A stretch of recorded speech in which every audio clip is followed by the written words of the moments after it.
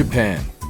The heart and home to a lovely culture such as the annual spring festival of Hakata Dontaku, or KFC Christmas. But more importantly, video games and manga. Every nerd who's ever stained their shirt with sweat out of excitement for these things knows that this place is the shit. Which is why a couple of friends and I made it our goal to visit as much of Japan as we could over the course of 2 weeks, with one of these parts of Japan being the Pokémon Center in Osaka. And while I don't plan on showing you everything, I definitely want to flex at least a little bit. So our journey starts in the good old state of Utah, where me and my homie spent another 2-ish hours getting absolutely plastered until our flight arrived. We then hopped on the plane and made it to LA, which was actually kinda nice for a little bit. We made it during Coachella weekend, so the streets were busy as hell, but aside from that, the weather was a nice change of pace from the freezing wasteland we had just come from. After some chillin', we made our way back to the airport and boarded our plane to Japan. On the flight, I was feeling a little nervous, a little anxious.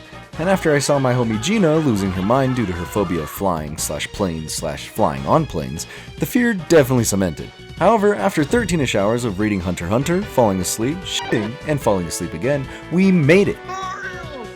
Our plane landed at the Narita International Airport, and after an hour or so of going through customs/immigration/hell, we were finally able to free roam.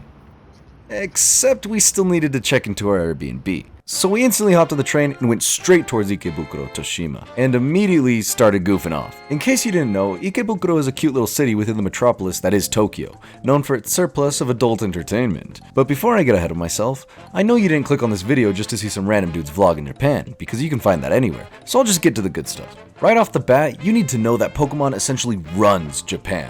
As we went on our journey, I was constantly shadowed by something in the shape or color of a Pikachu, especially in Okinawa.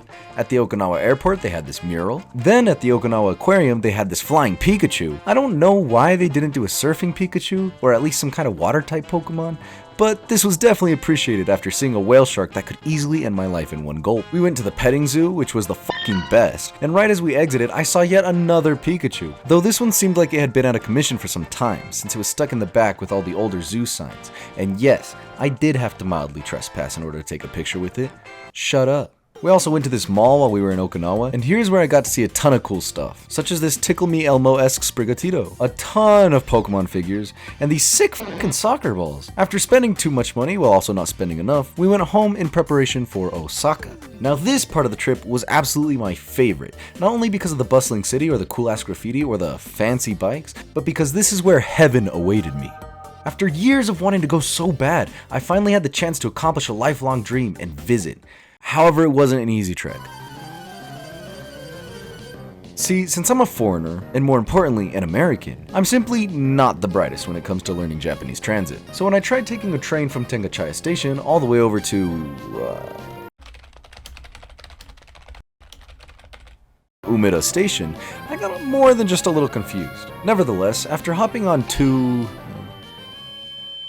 3 wrong trains, I finally made it to the building.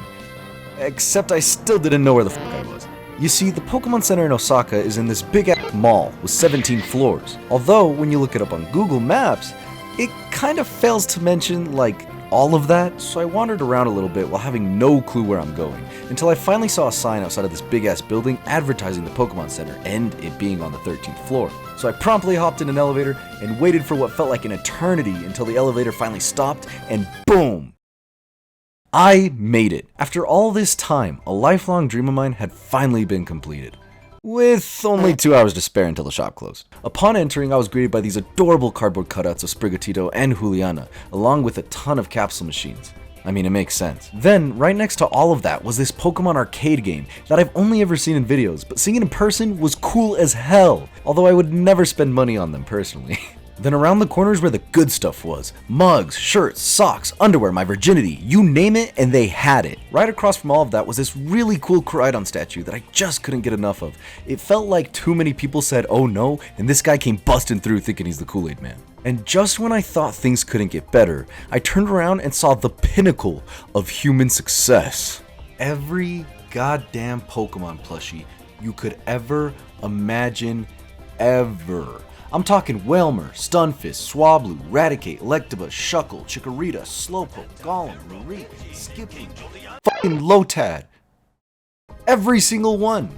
And in case you weren't aware, there are currently 1008 Pokemon. So yeah, no wonder this shelf looked like it was about to break under all the weight of these guys. If you're a card collector, they have every sleeve design possible for your trading cards, and packs full of tokens to use. They also had these shelves with Pokemon soap, Pokemon biscuits, and a bunch of candy. And then a whole corner designated to just Quaxly, with Quaxly towels, Quaxly plushies, Quaxly bentos. Even some of the Quaxlys here have their hair all tuffed up and messy from taking a shower. It was so cute. Once I was done foaming at the mouth, I grabbed my goodies and excitedly waited in line to check out. Once checked out, I hurried over to the statue of the Paldean starters, and wait, what the fuck? So it turns out the Pokemon Center in this mall wasn't just a Pokemon Center. It was also a Nintendo store and a One Piece store.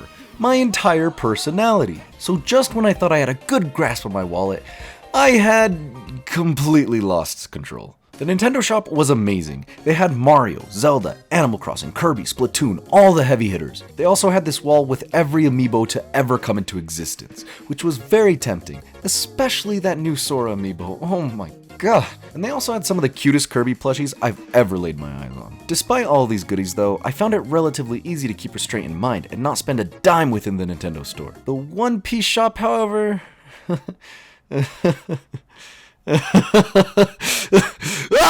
So unfortunately, I don't have much, if any, footage of the One Piece shop, as there were multiple signs that said filming was not allowed, and I was not going to risk being kicked out of literal heaven, so I didn't take any videos. Although, I did get this picture with the main man himself, and I also wasted all my money. Overall, this store was amazing, and if I lived in Osaka, I would certainly be burning my paychecks here almost every weekend. The haul I ended up with goes as follows: a pair of Scarlet Violet socks, one Ditto plushie, one Smoliv sticker, one stack of Quaxly napkins, one Clodsire plushie, one Charmander plushie, one weird chocolate egg that probably has a Pokemon inside of it, a One Piece Marine shirt, a Capsule Jewelry Bonnie figure, a window poster of Germa66, a window poster of the Blackbeard Pirates, a window poster of Soga King, a window poster of Jinbei, a small Luffy wanted poster, and an exclusive container of Trafalgar de la Couronne.